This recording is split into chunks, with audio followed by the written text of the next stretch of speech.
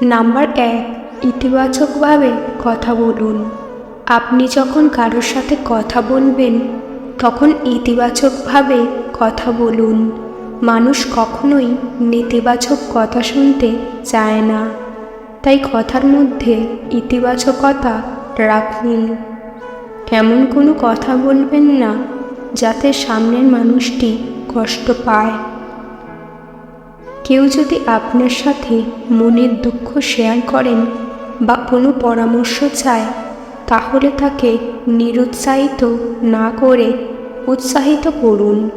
মানুষের দ্বারা কিছুই অসম্ভব নয়, দরকার শুধু মোটিভেশন আর পরিশ্রম করা। তাই যে কারোর সাথে ইতিবাচকভাবে কথা বলুন, সহজেই সবার মন জয় করতে পারবেন। নাম্বার 2, গলার স্বরের ওঠানামা।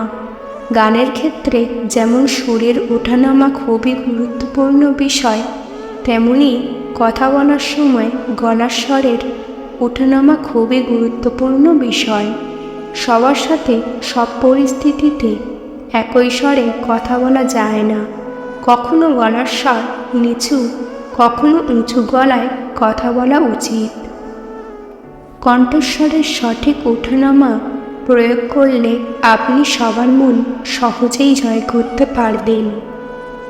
নাম্বার 3, সঠিক শব্দ প্রয়োগ। সবাই গুছিয়ে কথা বলতে পারে না, কিন্তু সঠিক শব্দ ব্যতীত আপনার মনের ভাব প্রকাশে আপনি ব্যর্থ হবেন। যে কথা একবার বললেই চলতো, সেটা আপনাকে বারবার বলতে হবে। অনেক সময় এক বিষয় বলতে গিয়ে আরেক বিষয় বুঝিয়ে ফেলতে পারেন, যা অশান্তির কারণ হতে পারে। তাই খেয়াল রাখুন, যখন কথা বলছেন তখন সঠিক উপযুক্ত শব্দ ব্যবহার করে কথা বলুন। নাম্বার 4, মনোযোগী শ্রোতা হন। যখন কারোর সাথে কথা বলবেন তখন তার কথাগুলো আগে ভালোভাবে শুনুন। না শুনলে আপনি সঠিকভাবে কথার জবাব দিতে পারবেন না। অনেকেই কথা শোনার চেয়ে বলায় বেশি আগ্রহী থাকেন। এর ফলে দুপক্ষের মধ্যে সম্পর্ক খারাপ হয়।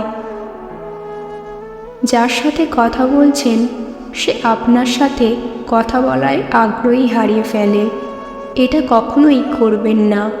আগে বক্তা কি বলছেন ভালোভাবে শুনুন, বুঝুন উনি কি বলছেন, তারপর নিজে বলা শুরু করুন। মনোযোগী শ্রোতাদের সাথে কথা বলতে সবাই পছন্দ করেন।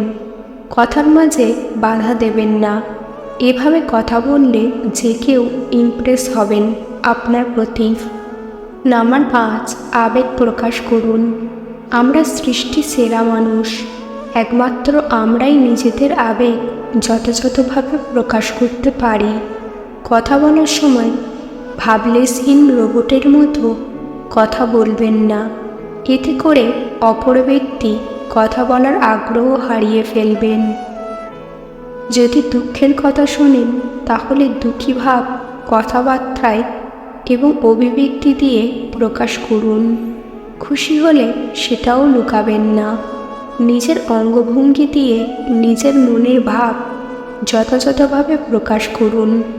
যিনি আপনার সাথে কথা বলবেন তিনি যেন বুঝতে পারেন যে আপনি তার আবেগ অনুভূতি বুঝতে পারছেন এবং আপনি তার সুখে দুঃখে সমব্যথী। আজকের ভিডিও এই পর্যন্ত। ভিডিও ভালো লাগলে অবশ্যই একটি লাইক দেবেন। চ্যানেলে নতুন হলে চ্যানেলটিকে সাবস্ক্রাইব করতে ভুলবেন না। ভিডিওটি সম্পূর্ণ দেখার জন্য ধন্যবাদ।